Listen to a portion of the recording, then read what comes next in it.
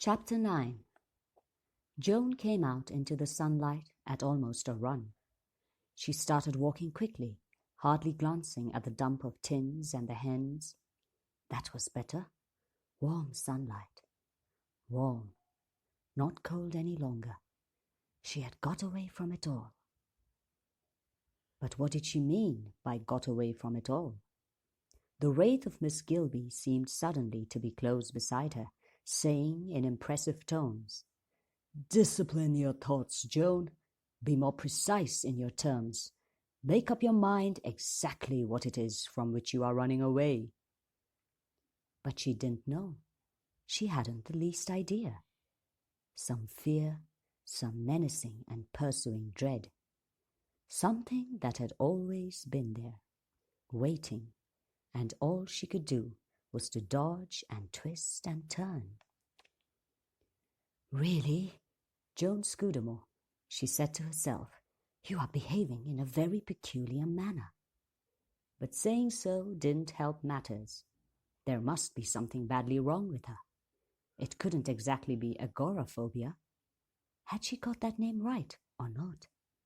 It worried her not to be sure, because this time she was anxious to escape from those cold, confining walls, to get out from them into space and sunlight. She felt better now that she was outside. Go out into the sunshine. Get away from these thoughts. She'd been here long enough, in this high-ceilinged room that was like a mausoleum. Leslie Shurston's grave, and Rodney. Leslie. Rodney. Get out. The sunshine. So cold in this room. Cold and alone. She increased her pace. Get away from that dreadful mausoleum of a rest house. So grim, so hemmed in. The sort of place where you could easily imagine ghosts. What a stupid idea. It was practically a brand new building, only put up 2 years ago. There couldn't be ghosts in a new building. Everybody knew that. No. If there were ghosts in the rest house, then she, Joan Scudamore, must have brought them with her. Now that was a very unpleasant thought. She quickened her pace. At any rate, she thought determinedly, there's nobody with me now. I'm quite alone. There's not even anybody I could meet. Like, who was it? Stanley and Livingstone, meeting in the wilds of Africa? Dr. Livingstone, I presume? Nothing like that here. Only one person she could meet here, and that was Joan Scudamore. What a comic idea. Meet Joan Scudamore. Pleased to meet you, Mrs. Scudamore. Really, quite an interesting idea. Meet yourself. Meet yourself. Oh, God. She was frightened. She was horribly frightened. Her steps quickened into a run. She ran forward, stumbling a little. Her thoughts stumbled just like her feet did. I'm frightened. Oh, God, I'm so frightened. If only there was someone here, someone to be with me. Blanche, she thought. I wish Blanche were here. Yes, Blanche was just the person she wanted. Nobody near and dear to her, none of her friends, just Blanche. Blanche with her easy, warm-hearted kindness. Blanche was kind. You couldn't surprise Blanche or shock her. And anyway, Blanche thought she was nice. Blanche thought she had made a success of life. Blanche was fond of her. Nobody else was. That was it. That was the thought that had been with her all along. That was what the real Joan Scudamore knew, had always known. Lizards popping out of holes. Truth. Little bits of truth popping out like lizards, saying, "Here am I. You know me. You know me quite well. Don't pretend you don't." And she did know them. That was the awful part of it. She could recognize each one of them, grinning at her, laughing at her. All the little bits and pieces of truth. They'd been showing themselves to her ever since she'd arrived here. All she needed to do was to piece them together. The whole story of a life, the real story of Joan Scudamore. It was here, waiting for her. She had never needed to think about it before. It had been quite easy to fill her life with unimportant trivialities that left her no time for self-knowledge. What was it Blanche had said? If you'd nothing to think about but yourself for days on end, I wonder what you'd find out about yourself.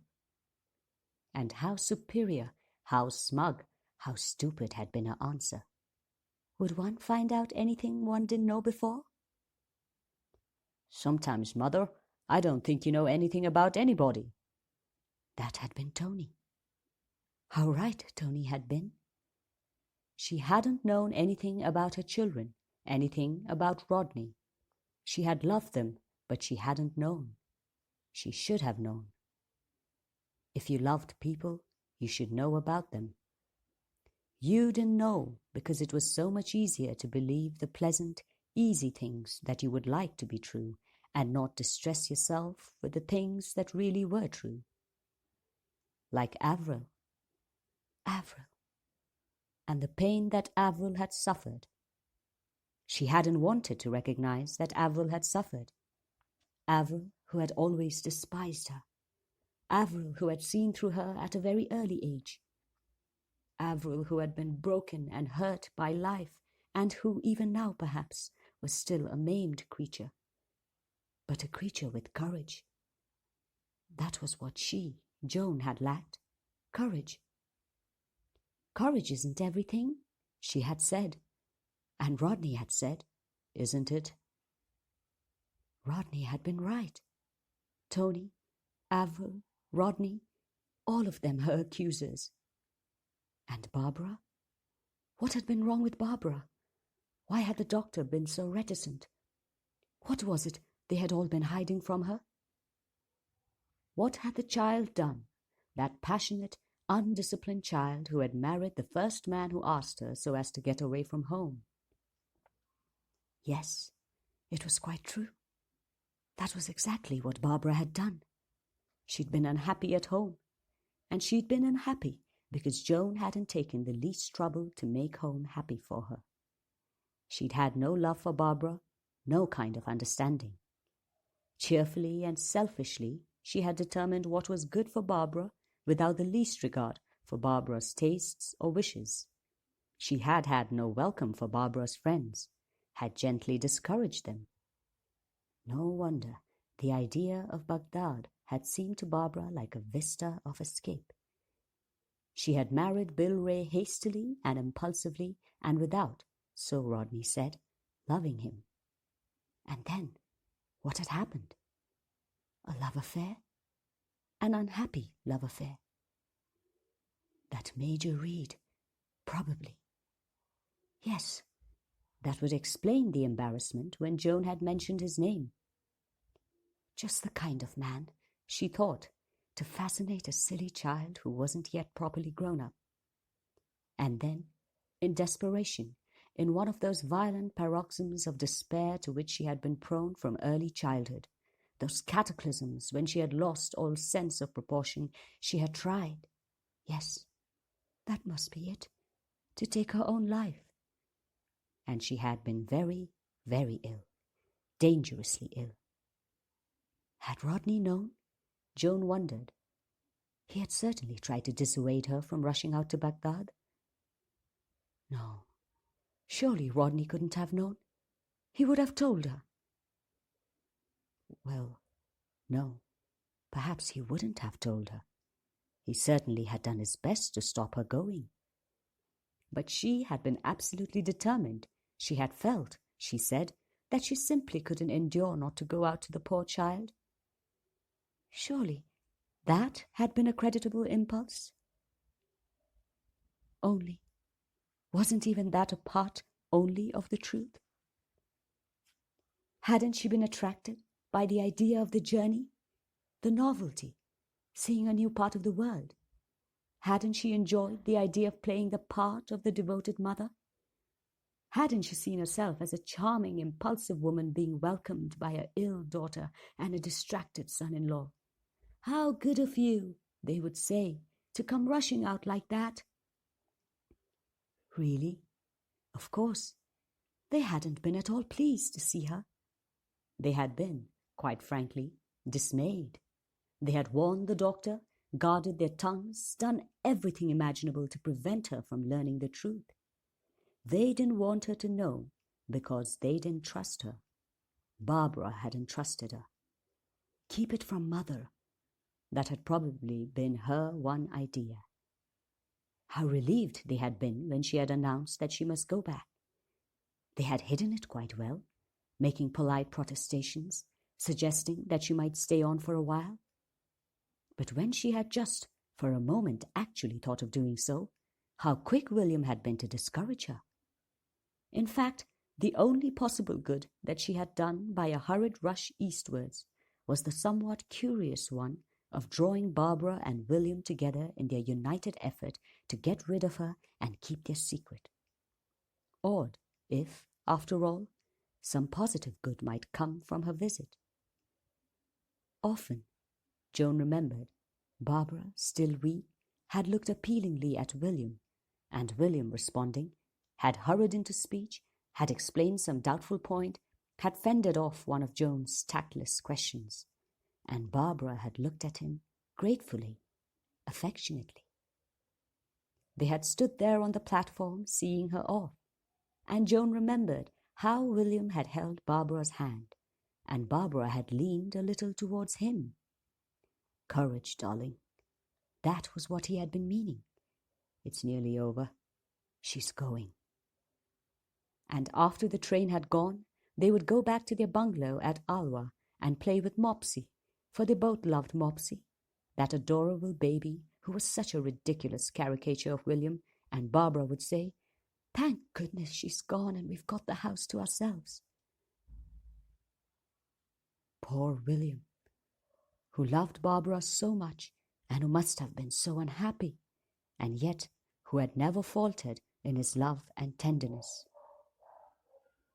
"Don't worry about her," Blanche had said. "She'll be all right. There's the kid and everything." Kind Blanche, reassuring an anxiety that simply hadn't existed. All she, Joan, had had in her mind was a superior, disdainful pity for her old friend. "I thank thee, Lord, that I am not as this woman." Yes, she had even dared to pray. And now, at this moment, she would have given anything to have had Blanche with her. Blanche, with a kindly, easy charity, her complete lack of condemnation of any living creature. She had prayed that night at the railway rest house, wrapped in that spurious mantle of superiority. Could she pray now, when it seemed to her that she had no longer a rag to cover her? Joan stumbled forward and fell on her knees. "God," she prayed, "help me. I'm going mad. God, don't let me go mad. Don't let me go on thinking." Silence, silence and sunlight, and the pounding of her own heart. God, she thought, has forsaken me. God won't help me. I'm alone, quite alone. That terrible silence, that awful loneliness. Little Joan Scudamore, silly, futile, pretentious little Joan Scudamore, all alone in the desert. Christ, she thought, was alone in the desert for 40 days and 40 nights. No, nobody could do that. Nobody could bear it. The silence, the sun, the loneliness. Fear came upon her again, the fear of the vast empty spaces where man is alone except for God. She stumbled to her feet. She must get back to the rest house, back to the rest house. The Indian, the Arab boy, the hens, the empty tins, humanity. She stared round her wildly. There was no sign of the rest house, No sign of the tiny ken that was the station, no sign even of distant hills. She must have come farther than ever before, so far that all around her there was no discernible landmark. She didn't, horror upon horror, even knew in which direction the rest house lay. The hills. Surely those distant hills couldn't disappear. But all around on the horizon were low clouds. Hills, clouds, one couldn't tell. She was lost, completely lost. No, if she went north, that was right, north. The sun. The sun was directly overhead. There was no way of telling her direction from the sun. She was lost, lost. She would never find the way back. Suddenly, frenziedly, she began to run. First in one direction, then in sudden panic back the other way. She ran to and fro, wildly, desperately, and she began to cry out, shouting, calling, "Help! Help! They'll never hear me," she thought. "I'm too far away." The desert caught up a voice, reduced it to a small, bleating cry. Like a sheep, she thought. Like a sheep. He findeth his sheep. The Lord is my shepherd. Rodney. Green pastures and the valley in the high street.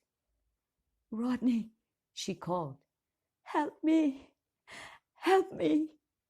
But Rodney was going away, up the platform, his shoulders squared, his head thrown back, enjoying the thought of a few weeks' freedom, feeling for the moment young again.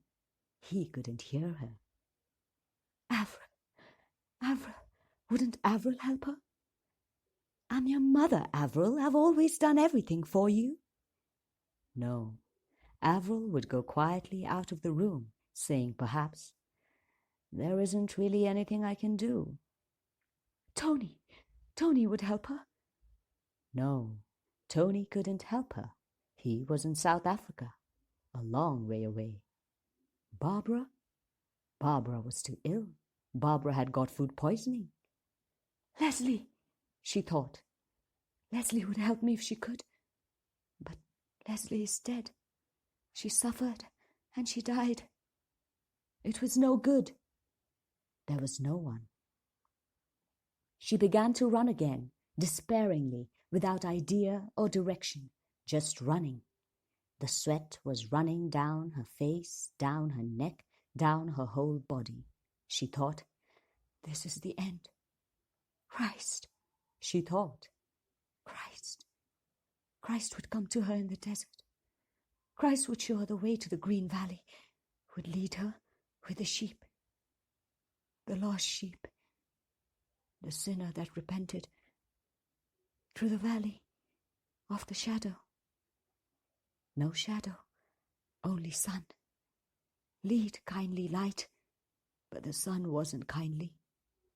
The green valley, the green valley. She must find the green valley.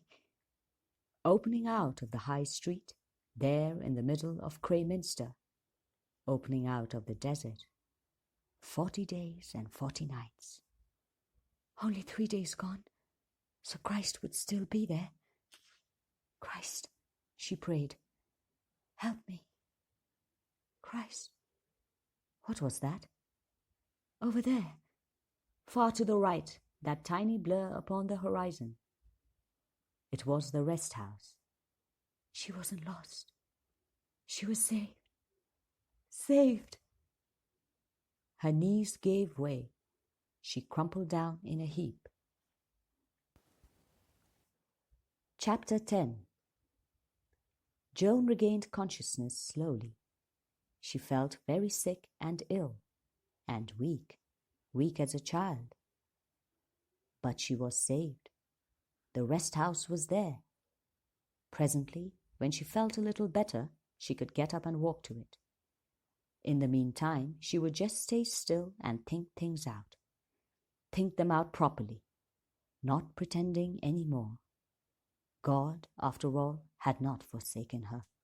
She had no longer the terrible consciousness of being alone. "But I must think," she said to herself. "I must think. I must get things straight. That is why I'm here, to get things straight."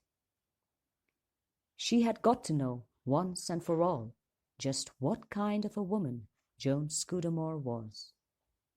That was why she had had to come here, to the desert. This clear, terrible light would show her what she was, would show her the truth of all the things she hadn't wanted to look at, the things that really she had known all along. There had been one clue yesterday.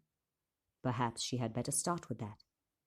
For it had been then, hadn't it, that the first sense of blind panic had swept over her?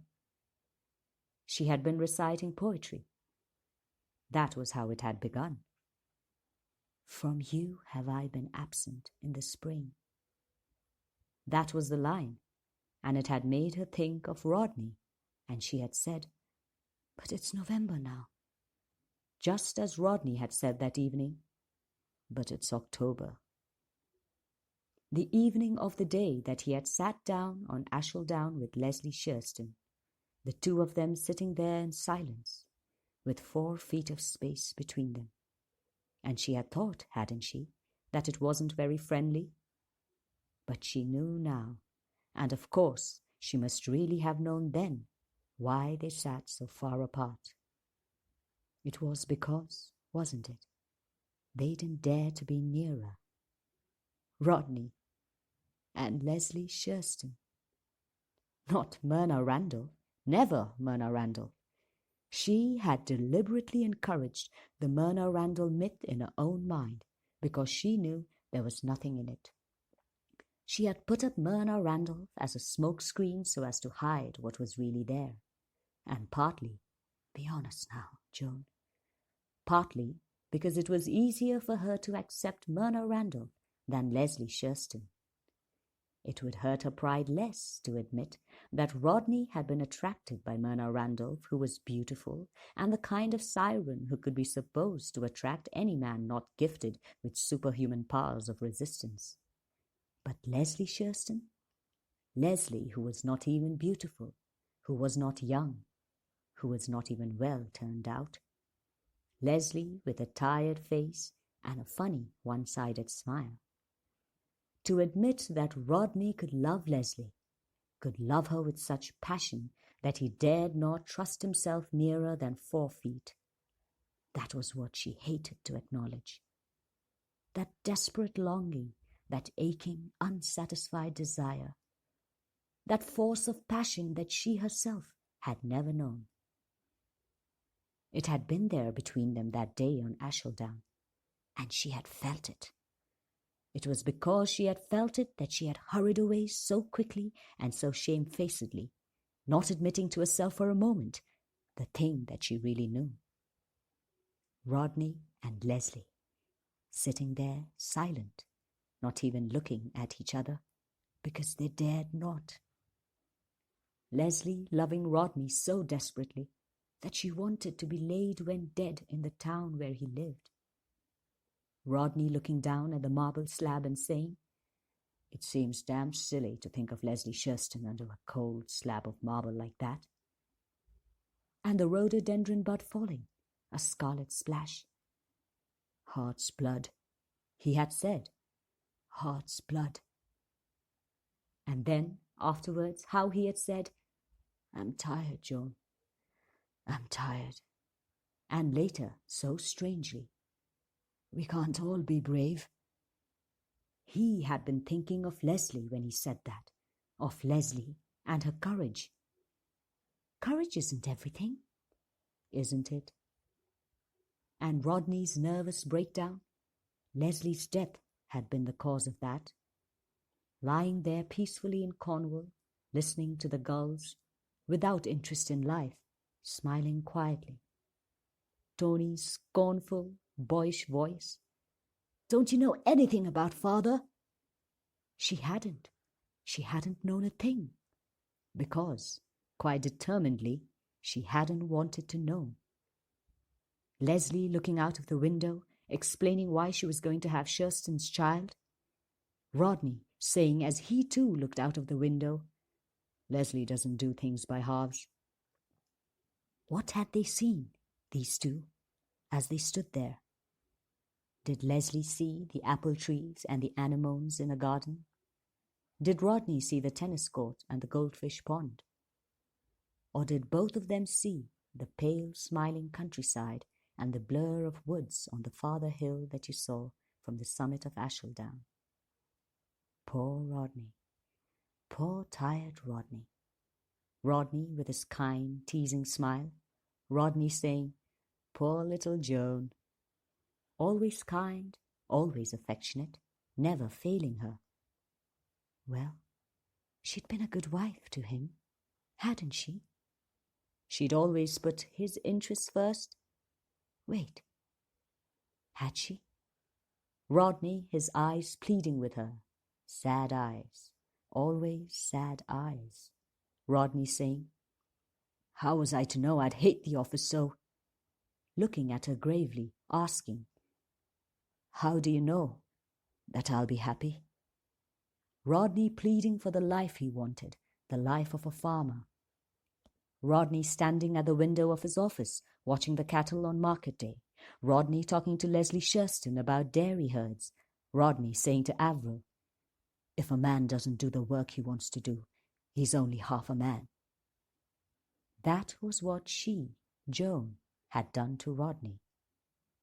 Anxiously, feverishly, she tried to defend herself against the judgment of a new knowledge. She had meant it for the best. One had to be practical. There were the children to think of. She hadn't done it from selfish motives. But the clamour of protestation died down. Hadn't she been selfish? Hadn't it been that she didn't want to live on a farm herself? She'd wanted her children to have the best things, but what was the best? Hadn't Rodney as much right to decide what his children should have as she had? Hadn't he really the prior right? Wasn't it for a father to choose the life his children should live, the mother to care for their well-being and to follow out loyally the father's idea of life? Life on a farm, Rodney had said, was a good life for children. Tony would certainly have enjoyed it.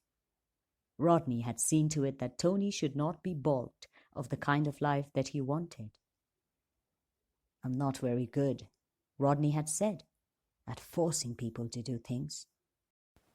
With a sudden, agonizing pang, Joan thought, "But I love Rodney. I love Rodney. It wasn't that I didn't love him." And that, she saw, with a sudden revealing vision, was just what made it unforgivable. She loved Rodney, and yet she had done this thing to him. If she had hated him, it could be excused. If she had been indifferent to him, it wouldn't have mattered so much. But she had loved him, and yet, loving him, she had taken from him his birthright, the right to choose his manner and way of life. And because of that, because she had used unscrupulously her woman's weapons, the child in the cradle, the child that her body was bearing within it, she had taken something from him that he had never recovered. She had taken from him a portion of his manhood. Because, in his gentleness, he had not fought with her and conquered her, he was so much the less, for all his days on the earth, a man. She thought, "Rodney, Rodney," she thought, "and I can't give it back to him. I can't make it up to him. I can't do anything. But I love him. I do love him. And I love Avril and Tony and Barbara. I always loved them." But not enough. That was the answer. Not enough. She thought, "Rodney, Rodney, is there nothing I can do? Nothing I can say? From you have I been absent in the spring?" Yes, she thought, for a long time, ever since the spring, when we first loved each other. have stayed where I was. Blanche was right. I'm the girl who left St. Anne's. Easy living, lazy thinking, pleased with myself, afraid of anything that might be painful. No courage. What can I do? She thought. What can I do? And she thought, I can go to him. I can say, I'm sorry, forgive me. Yes, I can say that. I can say, forgive me, I didn't know. I simply didn't know. Joan got up. Her legs felt weak and rather silly. She walked slowly and painfully, like an old woman. Walking, walking, one foot, then the other. Rodney, she thought. Rodney. How ill she felt, how weak. It was a long way, a very long way. The Indian came running out from the rest house to meet her, his face wreathed in smiles. He waved, gesticulated. Good news, Mensahib, good news. She stared at him. You see, train come, train at station. You leave by train tonight. The train to take her to Rodney. Forgive me, Rodney, forgive me. She heard herself laughing, wildly, unnaturally. The Indian stared, and she pulled herself together. The train has come, she said, just at the right time.